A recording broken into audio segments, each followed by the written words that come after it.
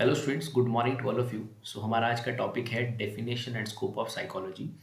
So this is the first lecture of psychology and this lecture and this upcoming lectures of psychology will be beneficial for the students of B.Ed and various students who are preparing for TET examinations, and for the students who has taken the psychology as a major subject in their exams, and the various uh, institutions where psychology is one of the subject. So I'm just starting with the first lecture, and here I'm going to discuss definition and scope of psychology. So ये psychology जो word है, it is being derived from two words, like it is psyche and logos. तो ये derive किया गया है दो word से, psyche और logos से। एंड psyche का मतलब है soul एंड logos का मतलब है soul. सो बेसिकली यहाँ से जो इसका डेफिनेशन बनता है साइकोलॉजी का, it is talk about soul. So that is the meaning of psychology. But later it was considered that psychology is a basically a subject that involves some science there. So इसे फिर कहा गया science of psychology या science of soul. So later on जो psychology का definition बना, that was जो meaning बना, that was science of soul. लेकिन इस मीनिंग को लेकर के भी कुछ क्रिटिसिज्म था, because soul is a metaphysical concept. Soul जो है वो थोड़ा मेटाफिजिकल कॉन्सेप्ट है.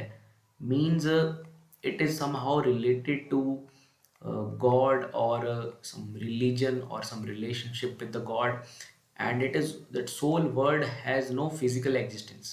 Means we cannot measure it, we cannot find that what is the mass, what is the volume, such terms like that for soul. So it is a metaphysical concept, so we cannot relate a metaphysical concept with science. So कुछ हद तक जो है इस definition का, science of soul का जो है, वो क्रिटिसिज्म भी हुआ. बट स्टिल वेरियस फिलोसफर्स ने अपने वेरियस फिलोसफीज के बेसिस पे कुछ डेफिनेशन साइकोलॉजी को दे के रखी हैं. So I am just talking about the famous definitions given by the various philosophers. और ये जो डेफिनेशंस हैं ये वेरियस एग्जाम्स में भी पूछी जाती हैं. तो पहली जो डेफिनेशन जिसकी मैं बात कर रहा हूँ, वो डेफिनेशन दी है वॉटसन ने.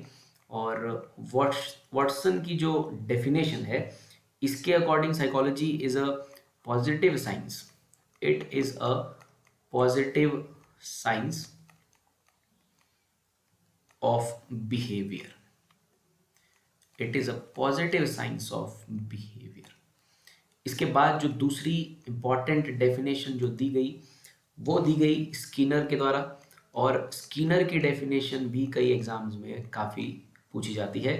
तो स्किनर की जो डेफिनेशन थी, it is basically a science. उनके अकॉर्डिंग साइकोलॉजी जो है वो एक साइंस है, and it is basically science of behaviour and experience. So ये जो है वो साइंस है बिहेवियर एंड एक्सपीरियंस का. ये साइकोलॉजी का मतलब स्किनर के अकॉर्डिंग था. तीसरी जो डेफिनेशन दी वो मुन ने दी. मैं वही डेफिनेशन जहाँ कंसीडर कर रहा हूँ जो काफ़ी इंपॉर्टेंट मानी जाती हैं. तो मुन की जो डेफिनेशन थी, it is basically psychology is basically scientific investigation. It is basically scientific investigation. It is scientific investigation of behavior. तो उनके according scientific investigation of behaviour जो है साइकोलॉजी का डेफिनेशन है. उसके बाद जो चौथी इंपॉर्टेंट डेफिनेशन है वो क्रो ने दे के रखी है. क्रो एंड क्रो ने दे के रखी है. एंड इनके अकॉर्डिंग जो है, it is study of human behaviour. It is study of human behaviour and human relationships. तो क्रो एंड क्रो ने जो है ह्यूमन रिलेशनशिप्स को जो है इंपॉर्टेंस दिया है. Human relationships. So these are some of the important definitions given by various philosophers. तो इसमें जो लास्ट वन है, जो एक और इम्पॉर्टेंट डेफिनेशन है, उसे भी मैं डिस्कस कर रहा हूँ. ये प्रोफेसर वुड्सवर्थ ने दिया था. तो प्रोफेसर वुड्सवर्थ के अकॉर्डिंग जो साइकोलॉजी है, it is basically the science इन्होंने विशेष साइंस कहा है, it is basically science of activities of individuals with environment.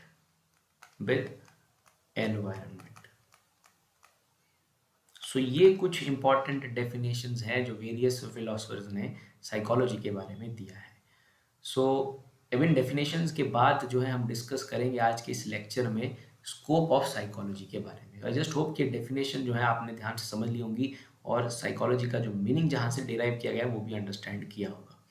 So now I am coming to the various scope of that psychology, scope of psychology.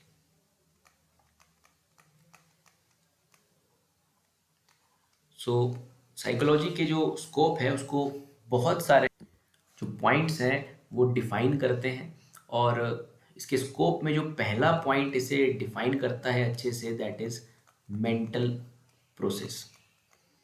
Mental process में हम generally किसकी बात करते हैं? मेंटल प्रोसेस में हम बात करते हैं परसेप्शन का, अटेंशन का, थिंकिंग का और इमेजिनेशन का of individual or some group. So all these mental processes, there are various mental processes such as attention, imagination, sensation, perception, learning, memory. So all these things are in mental process. तो ये mental process जो हैं जितने भी हैं ये सारे के सारे जो हैं साइकोलॉजी के स्कोप के अंदर आते हैं, या ये साइकोलॉजी के स्कोप को एक तरह से बता रहे हैं। दूसरा जो जनरल पॉइंट है जो साइकोलॉजी के स्कोप को है, that is expression, that is expression and behaviour. अब मैं यहाँ बात करूंगा एक्सप्रेशन और बिहेवियर की, कि एक्सप्रेशन और बिहेवियर जनरली क्या कवर करते हैं अपने अंडर, अपने डोमेन के अंदर, इनके अंदर क्या क्या आता है। तो उसमें पहला जो आता है वो आता है cognitive behaviour, cognitive behaviour. Second आता है इसमें अफेक्टिव बिहेवियर, एंड जो थर्ड वन है इसमें वो है कोग्निटिव बिहेवियर। सो कॉग्निटिव बिहेवियर में जनरली हम बात करते हैं उन एक्टिविटीज की जो रिलेटेड है सेंसेशन के साथ, जो रिलेटेड है परसेप्शन के साथ, अवेयरनेस के साथ, थिंकिंग के साथ, मीन जिसमें कुछ मेमोरी बेस्ड कुछ आ रहा है, जिसमें कुछ मेंटल प्रोसेस इन्वॉल्व हो रहा है, that is coming under the cognitive behaviour. Second one is that affective behaviour. Affective behaviour में वो चीज़ें आ रही हैं जिनसे हम बेसिकली अफेक्ट होते हैं, लाइक इसमें आ रही हैं टर्म्स लाइक फीलिंग्स, इमोशंस, ये सब सेंटिमेंट्स, ये सब जो हैं अफेक्टिव के अंदर आ रहे हैं। और कोनेटिव के अंदर आ रहे हैं हमारे बेसिकली वो प्रोसेसेस जिसको हम एक्टिविटी भी कह सकते हैं, जैसे कि playing, walking, running, jumping etcetera. So ये सारे के सारे कोनेटिव बिहेवियर में आ रहे हैं, playing, jumping, running etcetera. So both of these two points, इनके अंदर जो हमने सब पॉइंट्स डिस्कस किए हैं ये सारे के सारे साइकोलॉजी के स्कोप के अंदर आते हैं। सो इनकी एनालिसिस से भी हम किसी के बिहेवियर को, किसी के रिलेशन टू द नेचर को, एनवायरमेंट को स्टडी कर सकते हैं। So all these are the important aspects, और all these come under the scope of psychology। और जो तीसरा important जो हमारे पास जो साइकोलॉजी के स्कोप में जो पॉइंट आता है, that is basically physiological processes। yes, physiological processes या physiological process हम इसे कहेंगे। तो physiological processes जो हैं और जो बॉडी चेंजेस हैं, इनका स्टडी भी साइकोलॉजी के ही स्कोप के अंदर आता है, जैसे कि various mental processes which are being accompanied by various physiological changes. For example like some emotions that produce changes in the heartbeat and pulse rate, blood pressure, digestive system, and various other processes that are being followed by some changes in our some terms like heart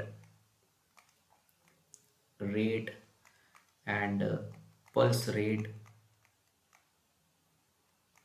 means like कुछ ऐसा process आपने किया जिससे कि आपके body के अंदर कुछ फिजियोलॉजिकल चेंजेस अकर हुए। So all these things are under the scope of psychology. Pulse rate, etc., blood pressure, so ये जितने भी प्रोसेसेस हैं स्टूडेंट्स, ये फिजियोलॉजिकल प्रोसेस के अंदर आते हैं. सो ये प्रोसेस भी तब होंगे जब हमारे पास कोई और other external internal processes involve होंगे. उनके होने की वजह से या उनके होने के बाद अगर ये चीज़ें हो रही हैं, so these are known as the physiological processes. So they are also somehow related to the emotional experiences के साथ भी हम इन्हें रिलेट कर सकते हैं. चौथा जो इम्पॉर्टेंट हमारे पास पॉइंट आता है जो फिजियोलॉजी के स्कोप को कवर करता है, that is basically the branches of psychology. That is basically the branches of psychology. So branches of psychology में भी हम कुछ पॉइंट्स को डिस्कस करेंगे जो कि अल्टीमेटली स्कोप ऑफ साइकोलॉजी में ही आएंगे.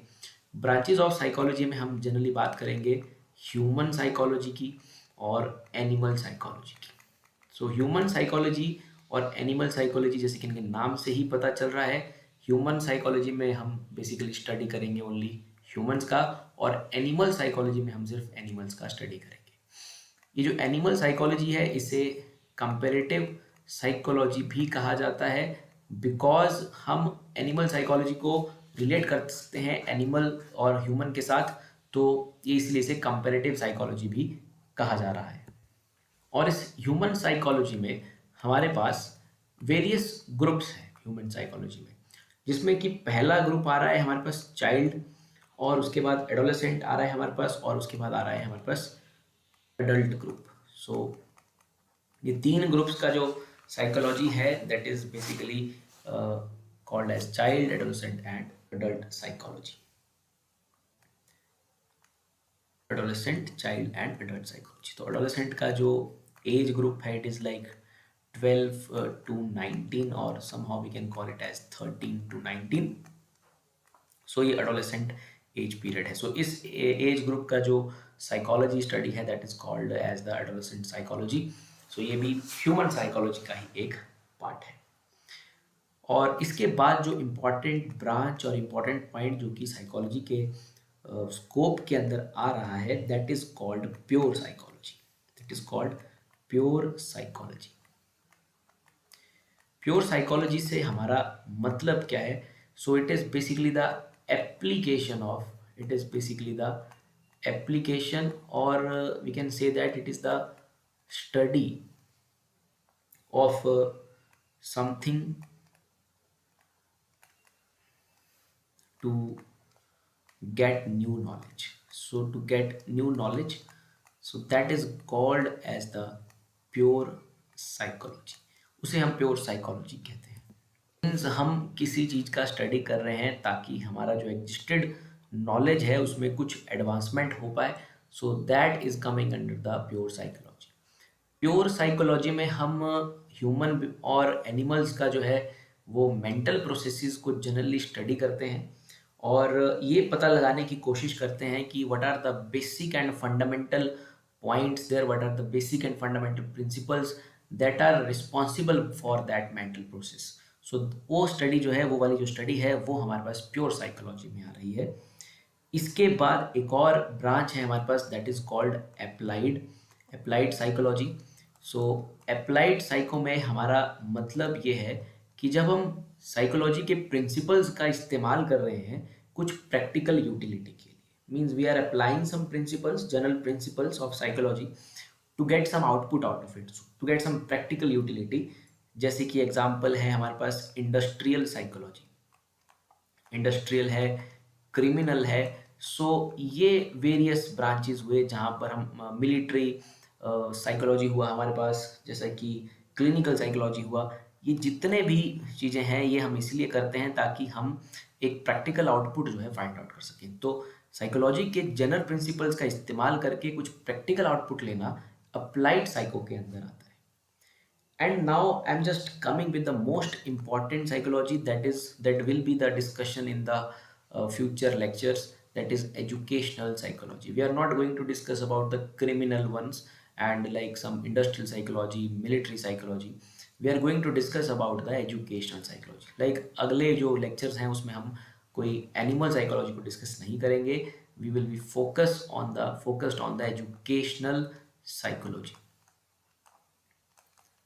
So that educational psycho is mainly associated with the learner, और it is like pupil centered या child centered हम इसे कह सकते हैं. So what is the purpose of that educational psychology? So इसका जो मेन पर्पस है, it is basically to deal with the learner. It is basically to deal with learner and his or her difficulties in learning process.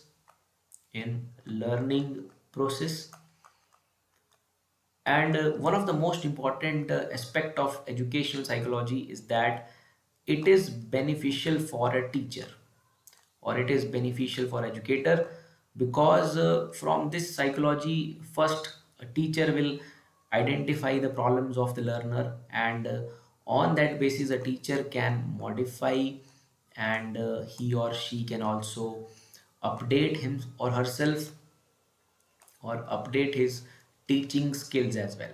So educational psychology is around the child, or around the pupil, so that a teacher can understand the problems of a learner and modify his techniques according to the needs of the learner. So all these things is under the educational psychology, or somehow it is related with the child psychology and the education of the child. So these are the various types of psychology that are, जिन्हें हम कह रहे हैं psychology का scope. So these are the various things, various processes which are under the scope of psychology.